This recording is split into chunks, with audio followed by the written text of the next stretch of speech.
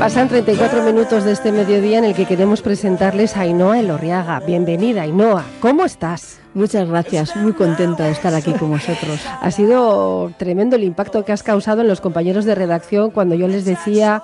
Ainhoa es una joven de Busturia que en el año 2004, ha llovido pero tampoco está tan lejano, tuviste un accidente de tráfico tremendo y viene a contarnos su historia y lo viene a hacer con toda la fortaleza, y nos decían los jóvenes de redacción, pero bueno, esto es tremendo, digo, sí, es que hay 200.000 personas en Euskadi, porque hemos mirado los datos, Ainhoa, que bien por ictus o bien por traumatismos craneoencefálicos, que es tu caso, por sufrir un accidente, también laboral o práctica deportiva, están ahora sufriendo este daño adquirido cerebral.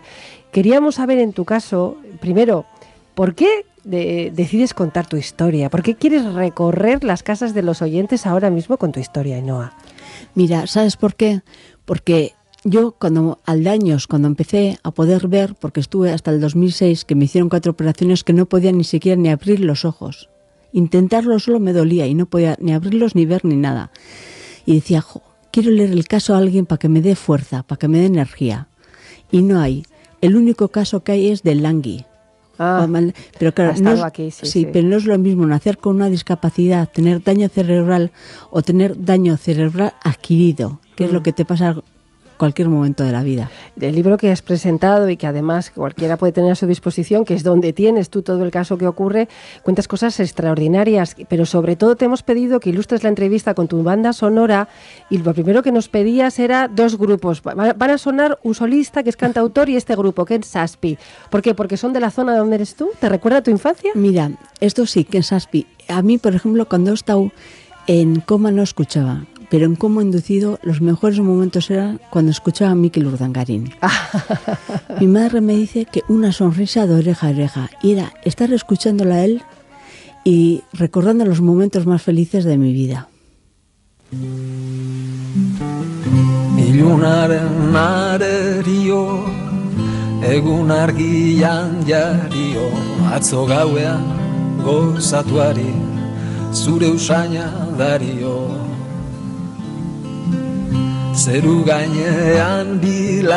Vamos a empezar por el principio, Ainhoa. ¿Qué pasó en 2004?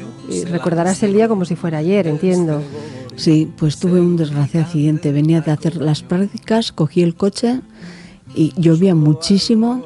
Me hice aquaplaning, se me fue al otro carril y por desgracia el coche que vino por su carril pues me dio un ostión. Y me libré, ¿sabes por qué? Porque estoy aquí hablando contigo. ¿Por qué? Porque casualidad pasó una ambulancia por allí. Y paró, vio el accidente y pudieron reaccionar rápidamente. Claro, me llevaron a Cruces y estoy viva por eso. Llegas a Cruces, evidentemente tú no recuerdas absolutamente nada. ¿Cuánto tiempo en el hospital? 5 meses y medio.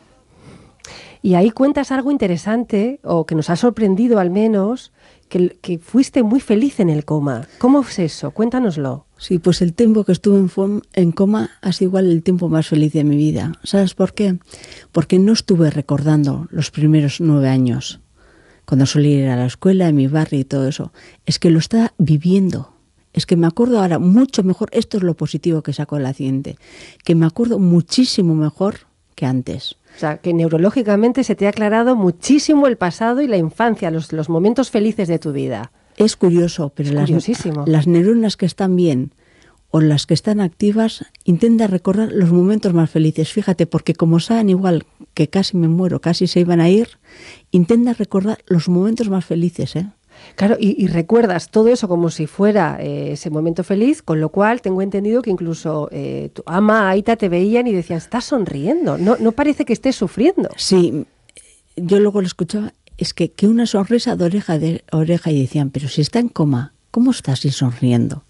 Es que te digo en serio, para mí han sido los momentos más felices de mi vida. Es curioso o sorprendente o terrible, Ainhoa, que hayas tenido que vivir ese momento para contar este otro, pero sobre todo luego llega el momento en el que también tienes que seguir recuperándote. 5 meses en ese hospital y después es donde llega otra gran historia que tú quieres contar en Ganas de Vivir. Cómo volver a vivir en un cuerpo al que no reconoces, el que tienes que volver a educar.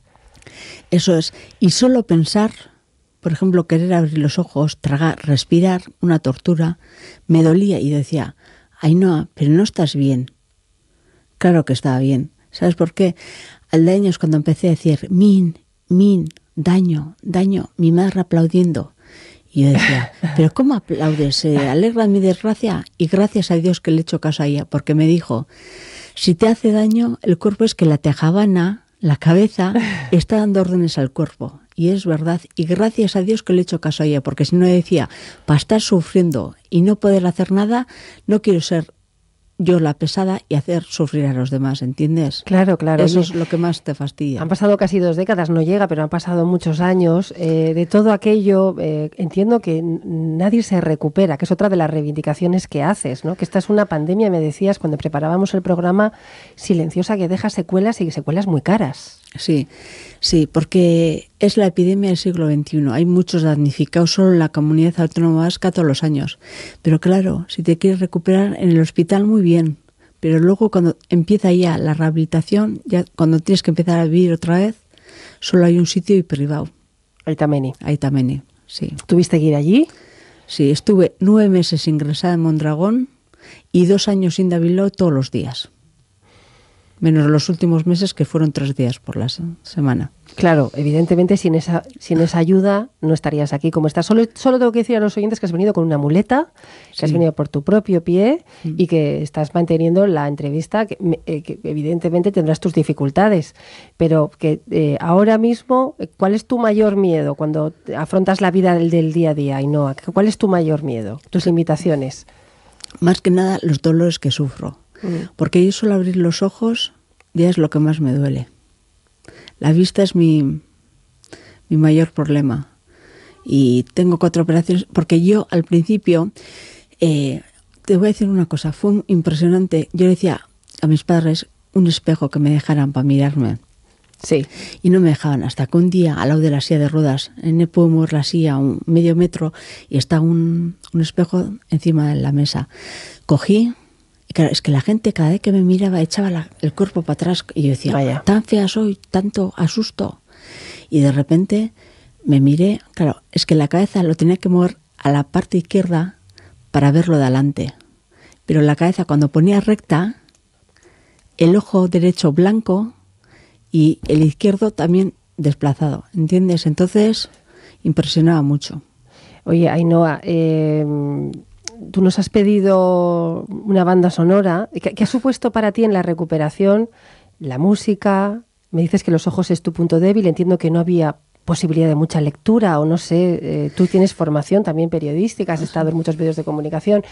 No sé cómo se ha sobrellevado todo esto en tu día a día. ¿Cómo lo hacías? Mira, te voy a decir una cosa.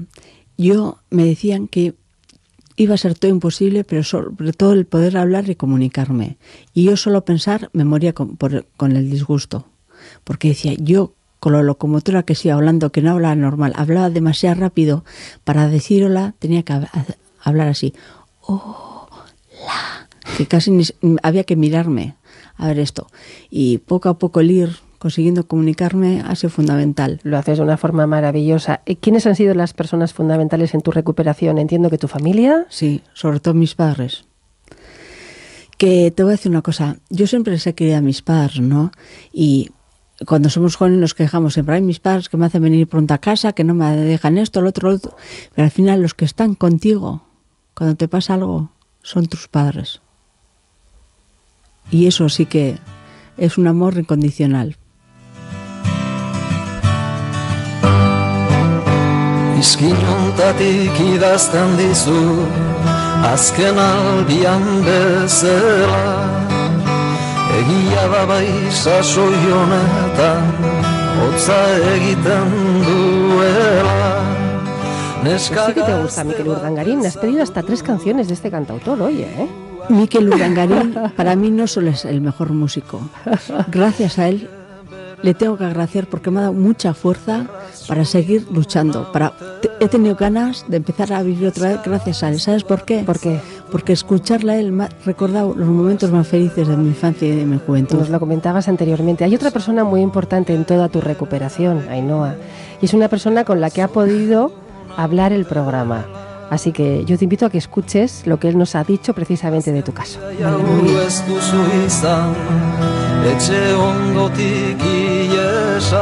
José Luis Sánchez, neurólogo de Ainhoa, bienvenido al programa, ¿cómo está? Hola, buenos días, encantado de estar con vosotros. ¿Desde hace cuánto conoce usted a Ainhoa, José Luis? ¿Cómo fue aquel encuentro? Pues yo la conocí ya hace muchos años, en marzo del año 2005, cuando ingresó para recibir tratamiento rehabilitador multidisciplinar en el servicio de daño cerebral del Hospital Aitameni en Mondragón. Ella había sufrido meses antes, en octubre del 2004, un gravísimo accidente de tráfico con una lesión cerebral muy severa. Claro, ella dice que si en este programa tenemos que hablar con alguien respecto a quién le ha ayudado a ser lo que hoy es y sobre todo a contar esta historia de superación, es usted. ¿Cómo fue esa relación? ¿Cómo es esa relación con el paciente, José Luis, usted como neurólogo? ¿Cómo lo ve? Hombre, es una relación que se prolonga bastante en el tiempo, porque son pacientes que están durante meses recibiendo tratamiento rehabilitador y recibiendo atención médica, y es evidente que se desarrollan relaciones quizás más fuertes que en otro tipo de relación médico-paciente.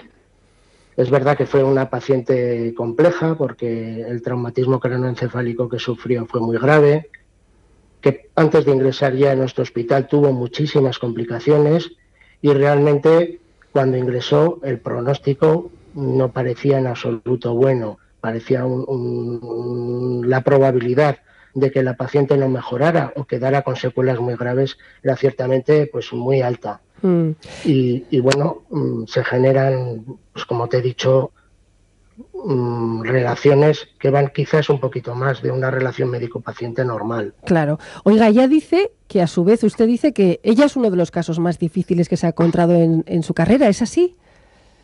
Sí, bueno, ahí en el servicio de daño cerebral del Hospital Aitameni, pues estamos acostumbrados a recibir pacientes con secuelas muy graves derivadas de traumatismos craneoencefálicos o de otros daños cerebrales. Y efectivamente Ainhoa Elorriaga, pues era una paciente con secuelas muy severas. Fue un caso complicado, desde luego, y desde luego, además de complicado, pues fue satisfactorio porque la evolución que experimentó en los siguientes meses pues fue muy positiva. Claro. Si fue el más complicado que hemos atendido, pues no lo sé, pero desde luego sí que fue uno de los más complejos. Bueno, oiga, ¿cómo es el tratamiento en estos casos? ¿Y en cuánto de este tratamiento depende del espíritu del enfermo, la enferma? Entiéndame, de la voluntad de curarse todo el mundo parece que quisiéramos decir que sí a esa pregunta, pero que ahora que está Ainhoa con nosotros y que la estamos conociendo un poco mejor y que sobre todo hacemos este programa porque puede haber familias que nos estén escuchando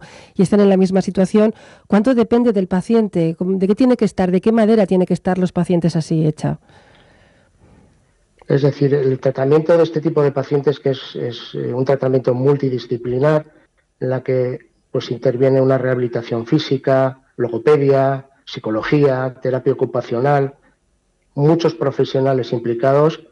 Evidentemente, la actitud del enfermo y de su familia es importante, es decir, tener la determinación para un trabajo que es duro, que se prolonga mucho en el tiempo, que hay que ser constante. Evidentemente, la actitud del paciente también es importante, la de la familia también es muy importante, el trabajo que hacen los profesionales también, pero también no hay que olvidar lo que tú decías, que muchas personas tienen esa voluntad y por desgracia no consiguen los mismos objetivos. Claro. Por lo tanto, además de ese trabajo de los profesionales, además de la actitud de la familia y del propio paciente, también hay que tener un poco de suerte. Es importante. Y pacientes que aparentemente pueden evolucionar mejor lo hacen peor, y otros que de inicio tienen muy mal pronóstico evolucionan mucho mejor, como en el caso de Ainhoa. Es curioso. ¿Usted ha leído el libro Ganas de vivir? Sí, lo he ojeado. Leerlo entero no. ¿Y qué le parece? ¿Qué le ha parecido la historia? Que le haya contado. Sí. Creo que es una experiencia positiva que puede ayudar a mucha gente a entender un poco, pues que se pueden superar muchas cosas con trabajo, con determinación, que es importante seguir luchando por conseguir objetivos que pueden ser objetivos de salud o objetivos en la vida, y que bueno, creo que es un mensaje positivo para mucha gente. Bueno, hay que recordar eso, que Ainhoa Elorriaga estuvo al borde de la muerte y que esta es la historia de una situación que salió bien, y en esto lo que queremos es enviar en este momento, y creo, José Luis, un abrazo muy fuerte a todas esas familias que están ahora en este trámite, en este trance, ¿no? Porque se siguen produciendo este tipo de traumatismos tan terribles que usted ve, supongo que día a día.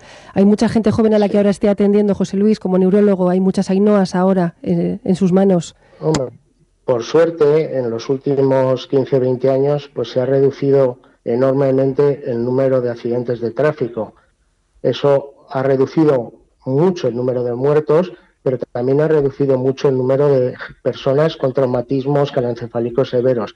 Eso evidentemente ha sido una suerte, la reducción tan marcada que se ha visto en los accidentes de tráfico, pero además de los accidentes de tráfico, de los traumatismos craneoencefálicos por accidentes de tráfico u otros accidentes, también existen otros tipos de daños cerebrales, secundarios a ictus, secundarios a tumores, que también requieren una atención rehabilitadora multidisciplinar, y que, aunque la etiología sea diferente, aunque las causas no sean las mismas, muchas veces los pacientes se parecen bastante. Es decir, sigue siendo necesario este tipo de servicios de rehabilitación multidisciplinar, porque hay mucha gente que sufre daño cerebral adquirido y evidentemente tiene una gran repercusión sobre las personas, sobre las familias y sobre la sociedad en general. José Luis Sánchez, neurólogo de Ainhoa, gracias en estos minutos. No le podemos tener en directo, lo saben los oyentes, le estamos escuchando en diferido porque está trabajando a esta hora, así que es lo mejor que podemos hacer, seguir dejando esos minutos para que atienda a personas como Ainhoa. Un abrazo y gracias por estar con nosotros. Lo mismo, gracias a vosotros y un abrazo también.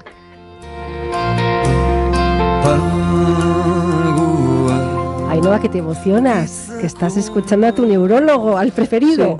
Sí. La persona más humana que he conocido. Qué importante es eso, ¿no? Cuando Sí. siempre decimos poner ciencia a la medicina, sí, pero poner humanidad, porque estamos hablando de tratar a personas. Eso, porque no es lo mismo trabajar con un ordenador o trabajar con una persona. Claro. Y la cosa es que a mí no me gusta que me pasen la pelota. Ay, esto no, porque eso te hace de menos. No, pero que te den ánimos, que te El halago venga, debilita, lucha. ¿no? Se dice siempre, Sí, el halago sí, debilita. te Pero hace sentir de menos. Pero me gusta mucho porque cuando te hemos invitado con este libro debajo del brazo, que hay que recordar que está a la venta y que cuenta eso, que quizá muchas familias quieran saber cómo venciste a la muerte, cómo emprendiste esa lucha titánica para recobrar las funciones vitales, que como nos decía el neurólogo, en tu caso fue de muy mal a muy bien. Pero antes de terminar, tú querías dejar ese grito, que le llamas así, grito de socorro, para que concienciemos a la sociedad, para que todos sepamos que hace falta esos servicios integrales y que de pago son carísimos, ¿no? Que hay muchas necesidades, pero que esta es una de ellas. Encima, tú ahí también, y si vas, no vas por un capricho que te quieres operar del pecho, de los ojos, esto es porque quieres ser persona. Y eso es lo que hace falta. En mí, en Cruces, me trataron muy bien. Pero luego, si no hubiera ido a Itameni, si no me hubieran hecho una ayuda multidisciplinar, ¿qué hubiera pasado? No hubiera estado aquí, hubiera estado como un vegetal. Porque en tu casa sí que podíais hacerlo. Claro, mis padres dijeron, pues si hay que gastar todo el dinero, vender la casa y irnos a pedir a la calle de rodillas, será por algo, no será por un capricho. Va a ser para que nuestra hija viva. Pues... Y eso dice todo de ellos, ¿eh? Te lo dice, ¿cómo se llama? ¿Ahí te llama? ¿Cómo se llama? José Ramón y Maritere. Pues José Ramón y Maritere, que sepan que esta entrevista, si no la están escuchando en directo, que puede que sí lo estén haciendo, y un abrazo muy fuerte y un beso enorme, que menuda hija que tienen ustedes, y que nos ha servido de ejemplo para hablar de esas otras tantas, hasta 200.000 familias que en Euskadi tienen en su casa a alguien con un daño cerebral adquirido. Ainhoa, eskerrik asko gurekin egoteagatik, Sueri.